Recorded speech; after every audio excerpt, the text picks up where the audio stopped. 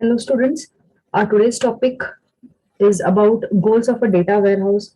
Then, what constitutes a data warehouse, and again, the repetition of the ETL process. So, let's start with the first one, that is goals of a data warehouse. So, we can see here we have five main goals of a data warehouse, which are information accessibility, information credibility, flexible to change, support for fact based decision making, and information consistency. Let us try to understand one by one. The first one, that is information accessibility. So the important thing here to understand is whatever data is being captured or whatever data is being stored in the data warehouse must be very easy to use. By whom? It should be easy to use by whom? It should be easy to use by those people in the business and also by the developers who are trying to add more information or who are trying to add more data to that data warehouse. So information accessibility means that it should be very easy to access or easy to handle for those people involved in that business and also the developers. Now, how can this be done?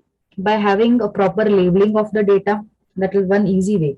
So once this is done, it becomes easy, and the most important facility that will be available is slicing and dicing of the data. So what is slicing and dicing? It means again that we should be able to separate the data. Slicing refers to trying to separate the data that is existing, and dicing refers to trying to combine that particular data, make different combinations of that data for the required to generate the required analysis or to generate the required output.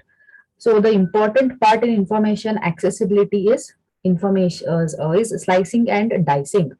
So slicing refers to separating the data as in how we require to the atomic level, and dicing refers to trying to combine and have different permutations and combinations of that data. The next point that we have is information credibility.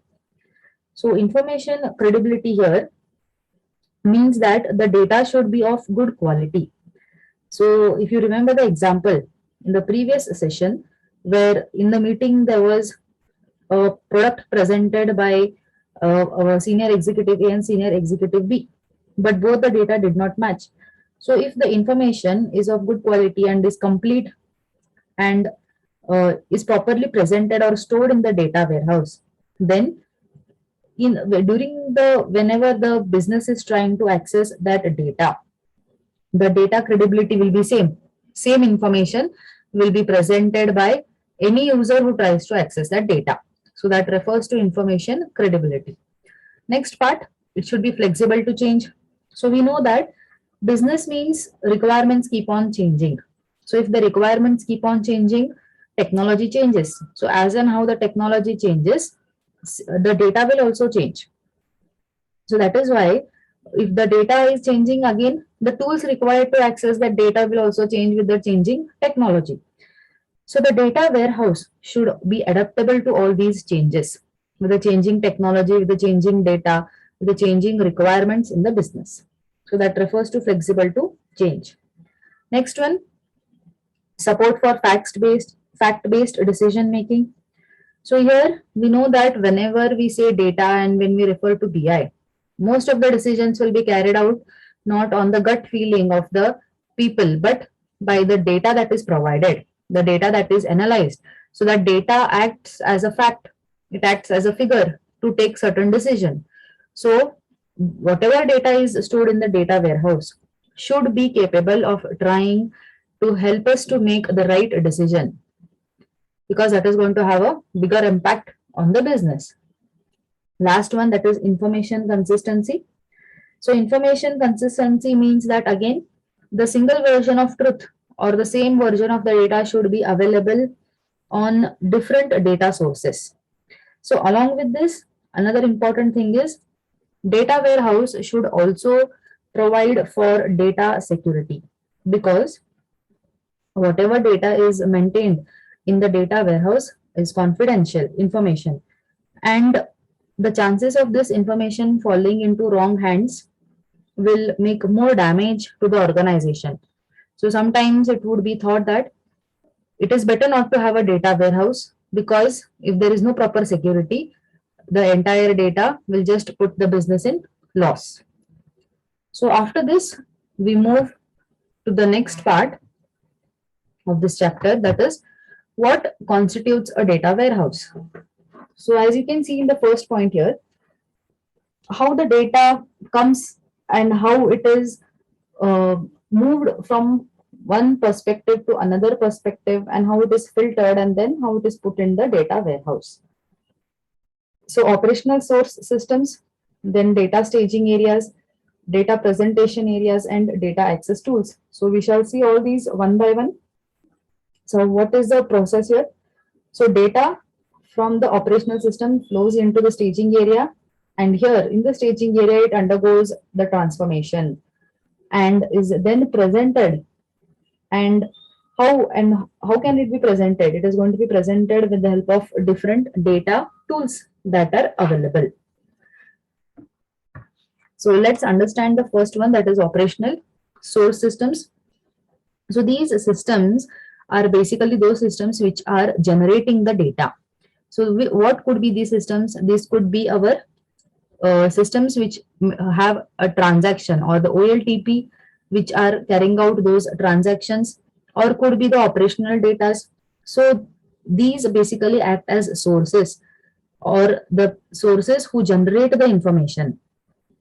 So if we talk about OLTP systems again, they have very less historical data because they work only on queries.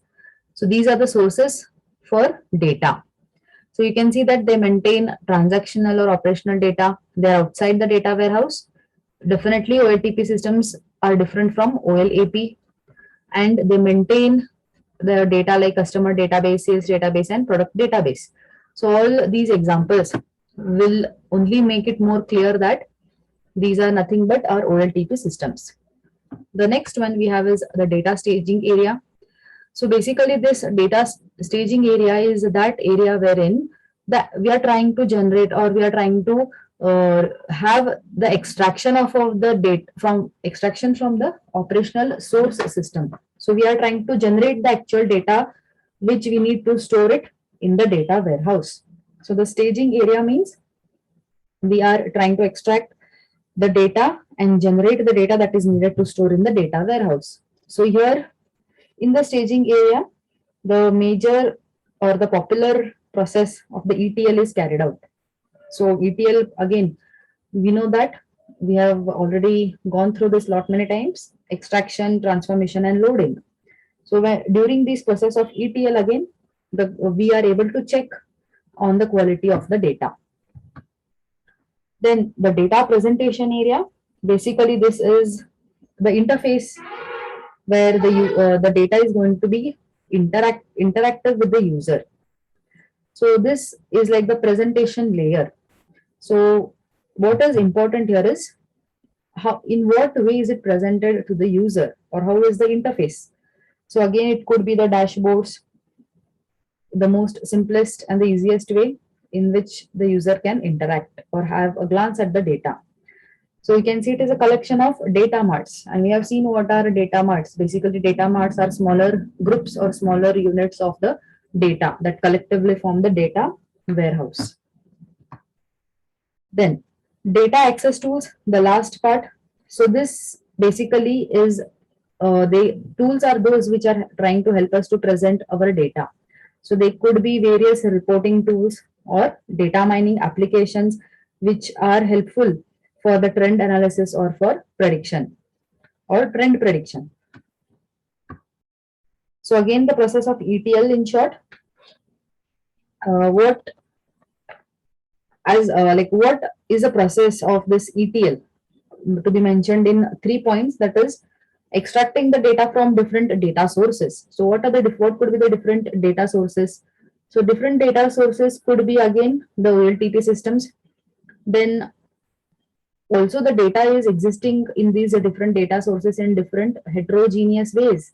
Like it could be stored as text files or .csv files or .xls files or MDB files. So all these data from heterogeneous sources needs to be integrated, needs to be filtered, and then it needs to be presented in one proper format. That is, once it needs to be presented in the proper format is when we are trying to store it in our data warehouse. Then there are some intermediate stages of this ETL process, that is data mapping. So what is data mapping? This process basically talks about how we try to establish relationship between the datas, that is between the entities that exist. Then which are the primary keys, how relation can be established between different tables, and how different, if you have multiple databases or different databases, how can you combine them into a single database. The next one is data staging. So data staging talks again like the previous one. It is basically again about the ETL process. So these two processes, after this, we have the data mapping, the description for the data mapping. As you can see, it is a process of generating data element mapping between two distinct data models, that is trying to establish a relationship between the data source and the destinations. So identifying the data relationships, then discovery of hidden sensitive data, that is a certain data which could be accessed only by those people who have authentication to that data. So data mapping decides on all these things. Data staging, what let us quickly go through this. So this data staging again basically is going to try to combine data from the different sources. Means again, like you can see here where the short points are mentioned, it is simply the process of ETL, the process of ETL expanded. So here you can decide like if the any changes are going to happen in your data warehouse or the data mart.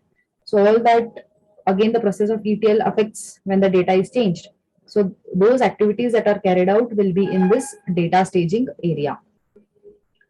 So after this, we have the last one, that is data extraction. So data extraction again is again trying to collect the data from different data sources, basically trying to consolidate the data from different formats. So some examples we have already seen are flat files. In the previous sessions also we have come across this. So flat files and relational DBs are the most common examples. So this area is the area wherein the extracted data is stored. That is called as a staging area. Then we have data transformation. So this transformation basically contains those rules and functions. What rules and functions? Basically, these rules and functions try to help us to apply to the process of data extraction. So which data should be extracted or which data should not be extracted. And if you're trying, like for examples, you can see the last point, trying to just select certain columns that are present in the database, or trying to split a column into multiple columns again, that is again trying to slice the data. So depending on what type of data we have, what is a data source, we will be able to decide what operations or how the data should be transformed, whether it should be sliced or whether it should be diced, and how it should be lastly put up into the data warehouse. Then the last one, data loading. So this is the last stage of this ETL process, wherein all the data that has been extracted and processed is going to be just pushed onto the data warehouse. So you can also make use of simple SQL queries if you want in this data loading process. So with this, we end the process of ETL.